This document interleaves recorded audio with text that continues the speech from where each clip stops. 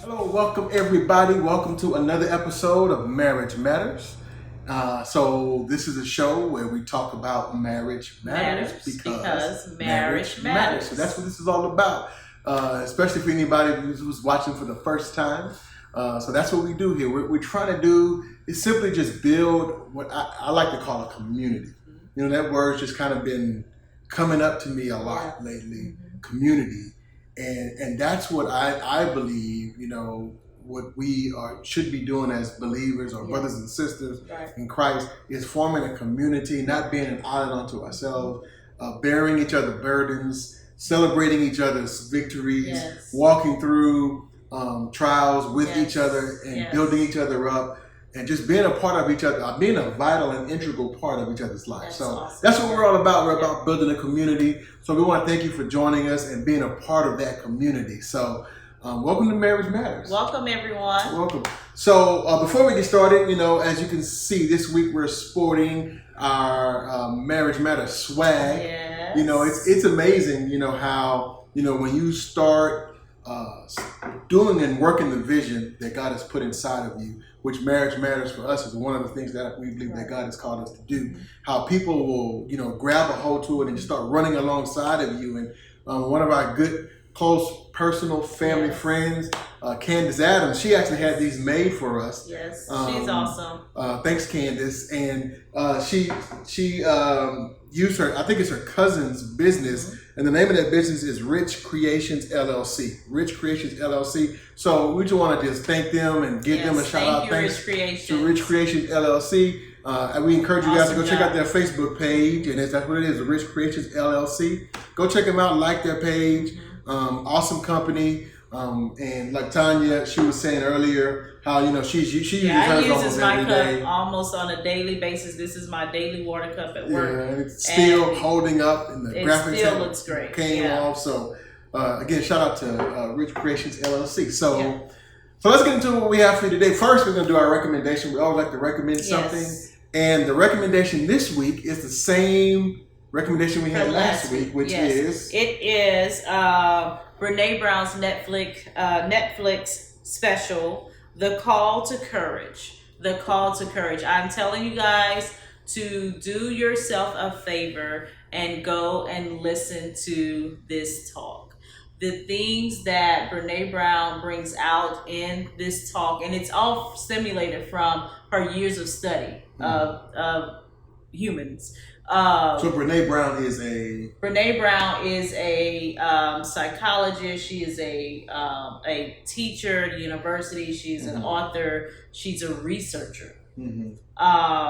And so the Call to Courage, if you don't get anything else out of it, I would go and watch it, because I guarantee you you're gonna walk away and you're going to be thinking very deeply about being vulnerable. You're going to be thinking very deeply about your relationships and about yourself and how you bring yourself to your relationships. Yes. So that's what kind of triggered this for us, and for us to start really talking about vulnerability and we call it vulnerability and intimacy. You know, because again, we don't just talk about this stuff, we actually do this stuff. So I took our own recommendation. I hadn't watched it, and so Tanya watched it, and so I went and watched it, and I must say, you know, I really got a lot out of it. I think, thank you, but I think a lot of things she talked about is just things that, you know, especially as a man, you know, you don't talk about. You don't, you know, like we're taught not to deal with our emotions and not to deal with your feelings and all these things. And it's not one of those.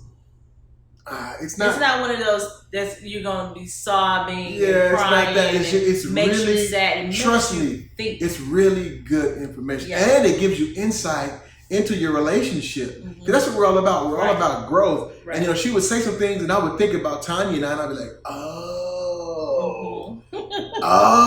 I get it now. That's why when I do this, that's why she responds this way.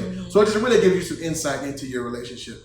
And, Tanya and I were talking earlier, we were talking about, vulnerability and intimacy. And, she was saying, Brene Brown was saying in this special, this Netflix special, that true intimacy cannot be achieved without vulnerability. Yep. And Tanya said that last week. Mm-hmm. And, I know even, for us as men, a lot of times when we say intimacy, our minds go straight to sex. Right. We go, it's like, okay, we want to be intimate with our wife, sex is the way to get there. But, if I know for women, most of the time, I know these are not the same across the board, right, but generalizations, right? Mm-hmm. For women, it's more of the being able to open up to you, being able to trust my heart to you, being able to let down all of the guards and to really rest in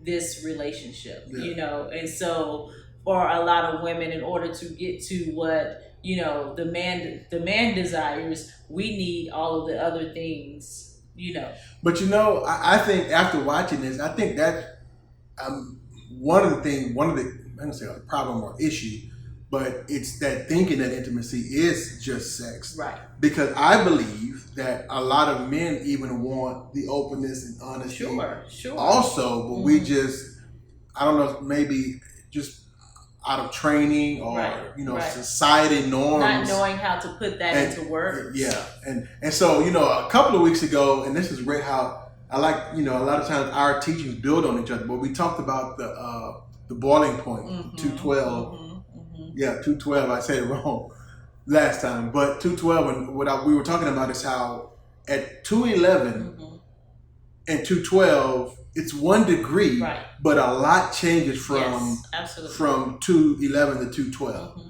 And we were saying that a lot of areas in your relationship, a lot of times they are just coasting along at 211. I mean, it's hot. Right. And, but if you make that one small change, 1 degree change, it'll take it to another level. The environment just changes. Vulnerability and intimacy is one of those things that will take your relationship to the next level. Yes. And I think that for a lot of couples, a lot of struggles you're having goes back to being open, being vulnerable and open and honest with each other. We talked about our definition for communication, mm-hmm, or how you should communicate. Right. And we always say it's open, honestly, often about everything. So in the marriage, part of that vulnerability is nothing is off the table. Mm-hmm. Nothing is off the table. I should be able to go to Tanya with everything. My strengths, my weaknesses, my faiths, my fears, my disappointments, and I think a lot of times because we're not willing to be open and honest with each other, and share, especially when our spouse maybe lets us down. Mm-hmm. And instead of going to our spouse with that, mm-hmm, and being open and honest and being vulnerable, mm-hmm, it's like we cut it off, and we say, we don't want our spouse to know that we were hurt or we were let down for, I don't know why, fear of manipulation. I don't know what's the cause of that. Right. But, and that kind of brings me to this, and then I want you to go ahead and get that scripture ready that we were talking about. But, last week, Tanya asked me to look up the word vulnerability or being vulnerable. And I read the definition, I was like, whoa, that's kind of negative, but it says, capable of being physically or emotionally wounded, open to attack or damage. And I was like, man, that's kind of negative. But she was saying, well, that's what vulnerability is. It's like you're opening up yourself. And the problem is a lot of times in so many marriages, your spouse, listen to me, your spouse is paying for your past hurts. Woo. Your spouse is paying for your past letdowns, your past failures. So true. And because you've been hurt so many times, you don't want to be vulnerable. You don't want to open yourself up to that level of exposure to someone, because every time previous to this, when you did that, you were hurt. Mm-hmm. But that's not fair to your spouse. And your relationship would never be, your marriage will never be at the 212 as long as you stay cut off in those areas. Yes, that's good, honey. That's good. So I watched Brene Brown. That's why, what I'm saying. you guys may want to come. You may want to hire me over at Resolution, part time. Tell Doc, if she needs somebody to come in part time, I'm available. Okay, I have to read my scripture. Okay, go ahead. Genesis. This is Genesis chapter 2, guys. And I'm just gonna read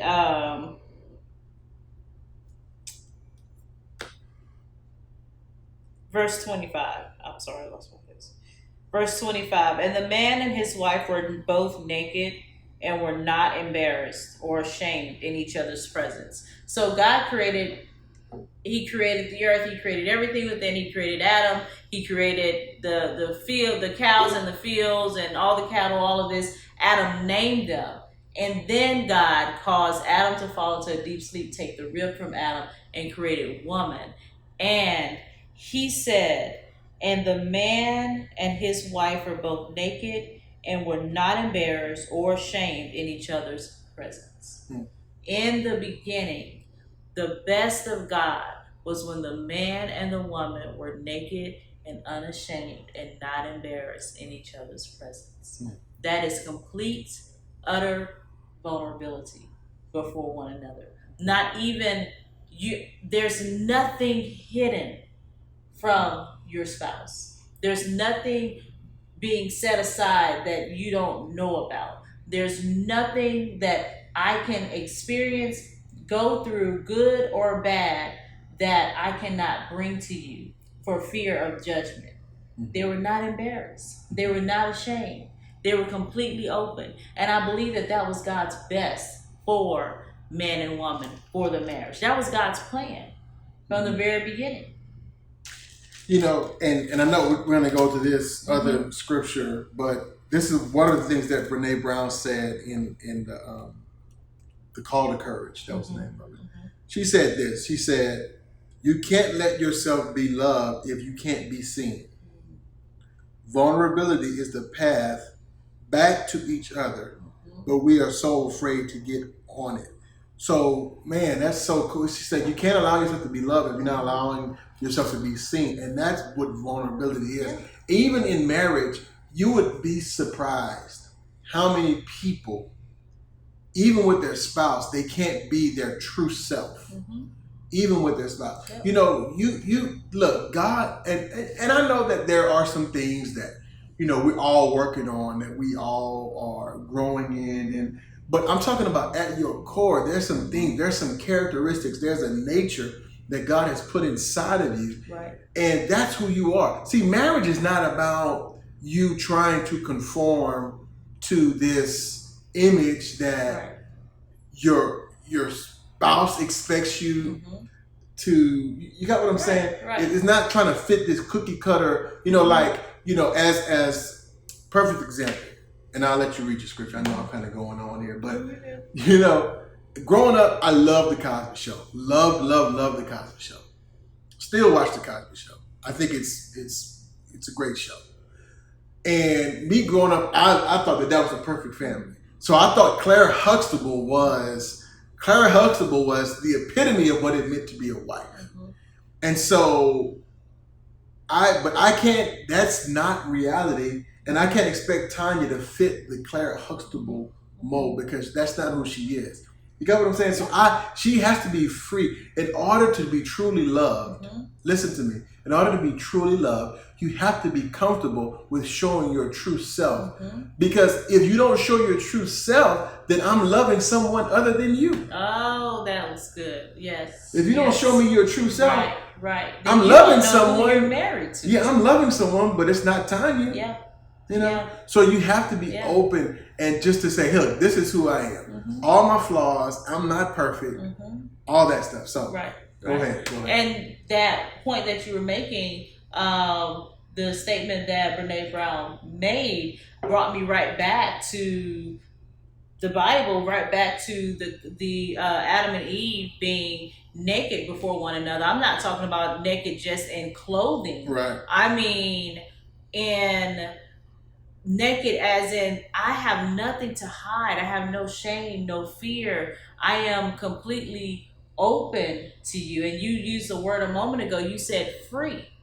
We have to be free to be who we are. Whenever we put on things to fit into anyone else's box, we're not being the true, authentic person that God has created us to be.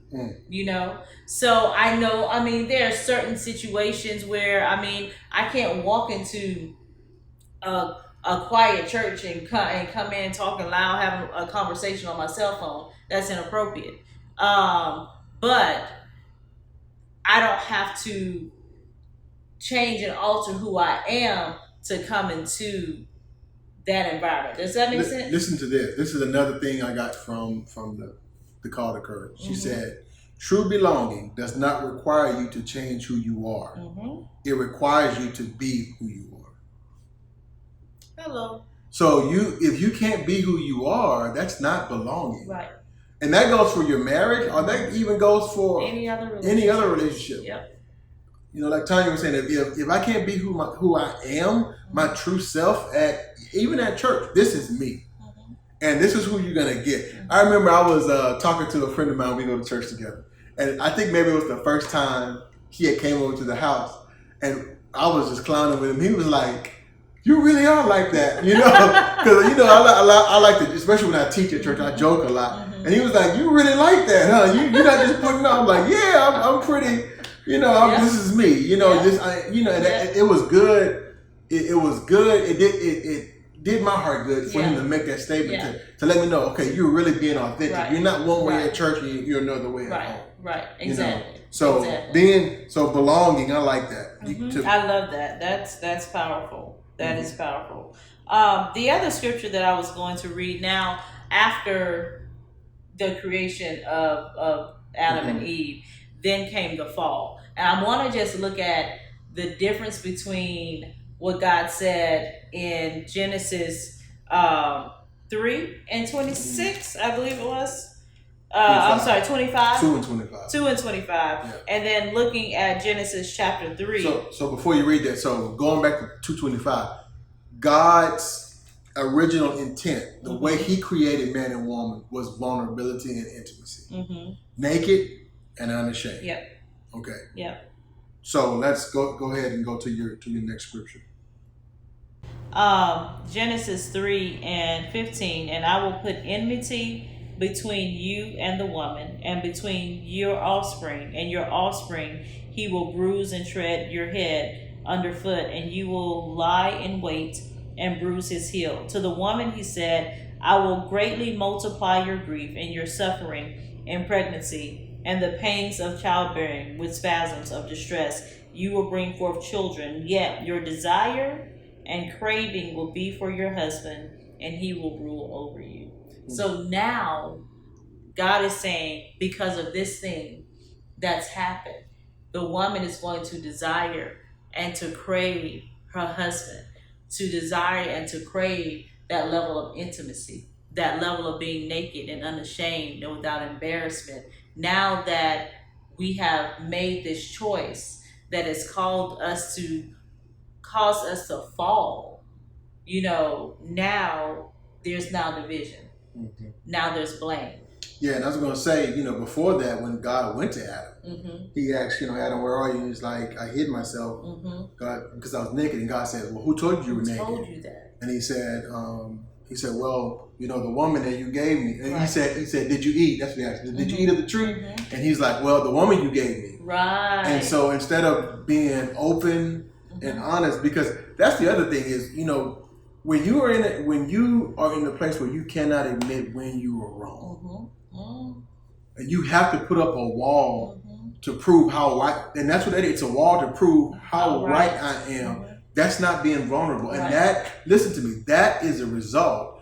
That is not the way God created you. That's a result of the fall. It is. That's a result of that's of the enemy. Not to be that's the seed that the enemy has sown into relationships. And men and women, husband and wives, do this all the time. Like, couples will argue because they're trying to get their point across. They're not concerned with, sometimes you forget about even what the matter is at hand, and I just have to prove that I am right and you are wrong.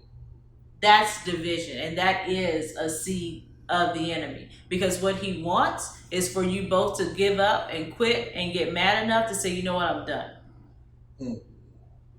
Okay, perfect. Check this out. Okay. Here's another one from the video. Got to go watch the video, man. Yeah. The Call to Courage. Got to go watch it. So listen to this. So it kind of goes on what you were just saying. It is so much easier to cause pain than to feel pain. Come on. People are taking their pain and working it out on other people. Yep. When you don't acknowledge your vulnerability, you are working your stuff out.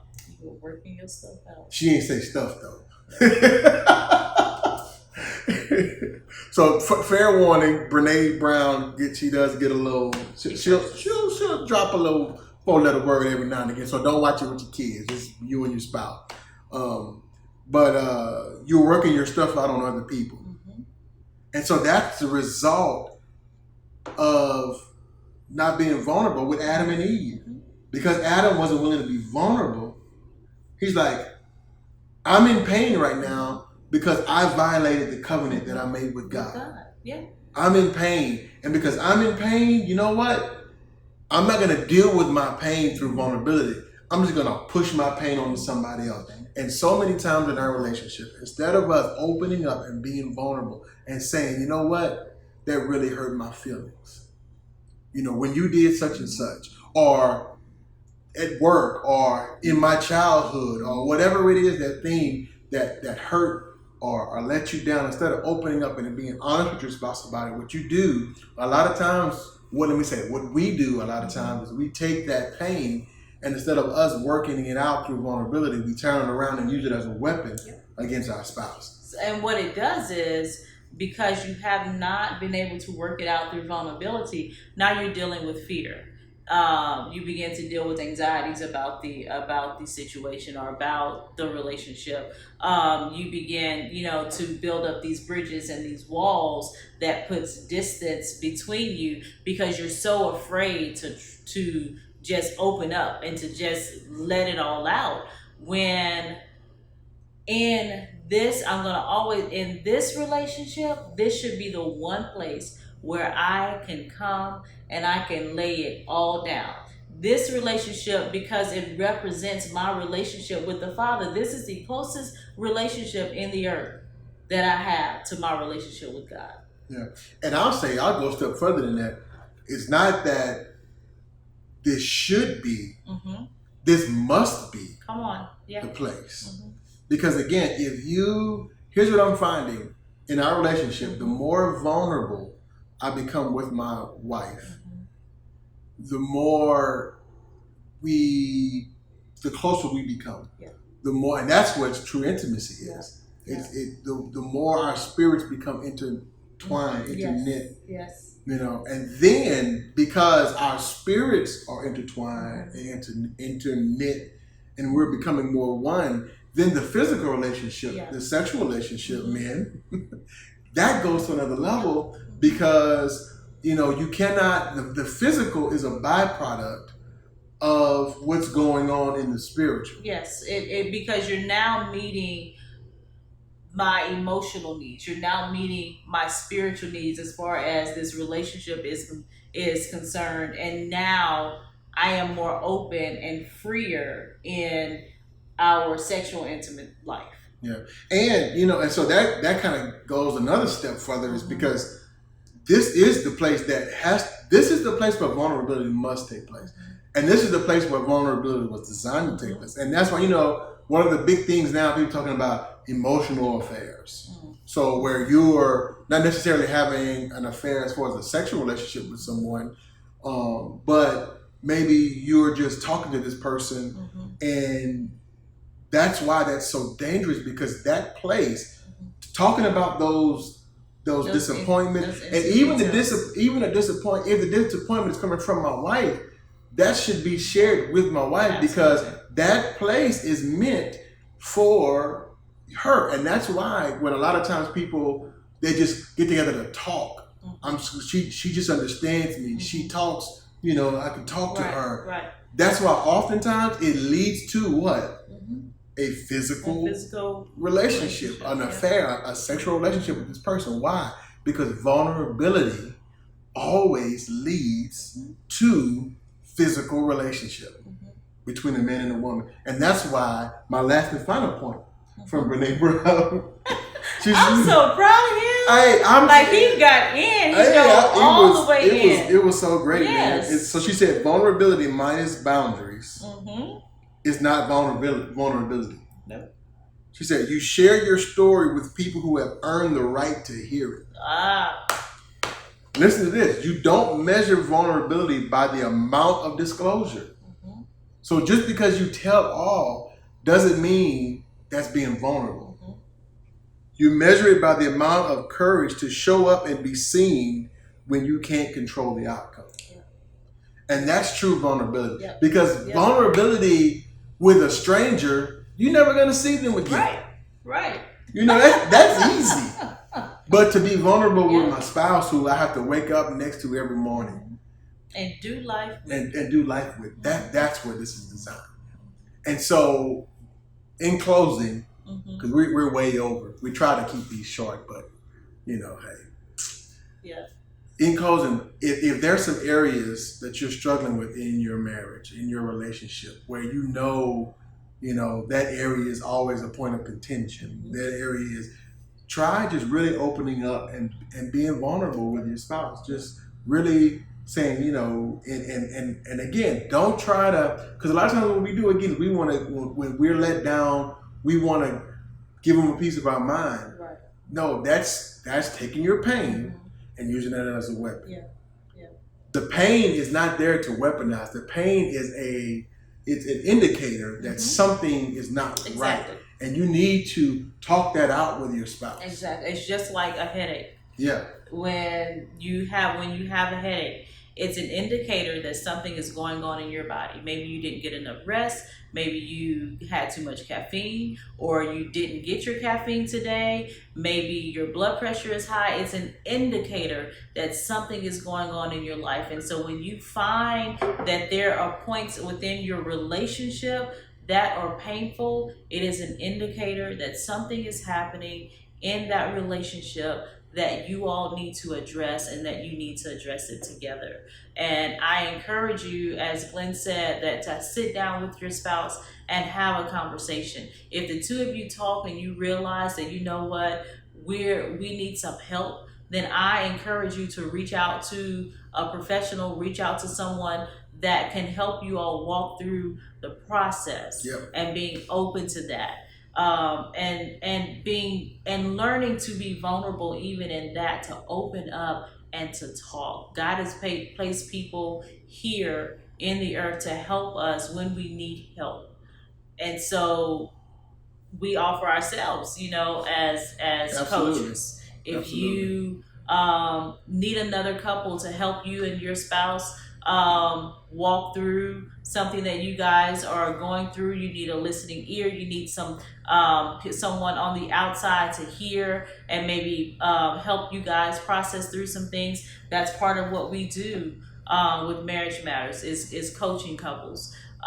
So we want to make ourselves available for that as well. If you want to seek out a counseling professional or anything of that nature, then absolutely we encourage you to do so. Yep. And so with that being said, if you want to reach out to us, you can do so at info@marriagematterstous.com. That's info@marriagematterstous.com, and that it's Marriage Matters TOUS. Yes. TOUS.com. So you can reach out to us, send us an email. If you have any show ideas, some topics that you would like for us to talk about, questions. Yeah. Maybe we should start a question segment on the show. So if you got questions, you can leave them in the comments or inbox us personally, or just email us. And as always, you will remain anonymous. Yep. So send your questions, show topics, all that stuff. Or if you need help, reach out to us. Yep. Remember, that's what we're building a community, and the community is there to help you. You're not in this alone. And don't think that you're the only one. Yes, you're not the only one that's going through it, man. I'm telling you. No way. There's no perfect. Tanya and Osmond, our marriage is not perfect. Not perfect. No. And so we even have people who we reach out to and help us process and work through some things. So info@marriagematterstous.com. Also, we want to just remind you to like us on Facebook or and Instagram at Marriage Matters 0526.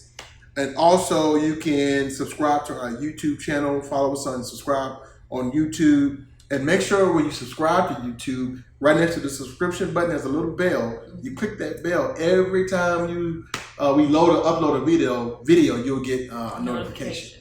So, and also, hey, share, man. Share this. Please share. And we appreciate all of you who have been sharing. Yes. We appreciate it. And again, all we're trying to do is help marriages. We're trying to build this community and just help couples enhance what they're already doing. Yeah. So we believe in marriage. Yeah. We believe in marriage. So you got anything else, beautiful woman? No, sir, I don't. Okay. I love you. I love you too. Thank you for being vulnerable with me. Always. Okay. Thank you for making it a safe place to be vulnerable. Watch out now. So with that being said, we're about to go. Bye-bye, everyone. So thank you for joining us for another episode of Marriage Matters. And remember, your marriage matters.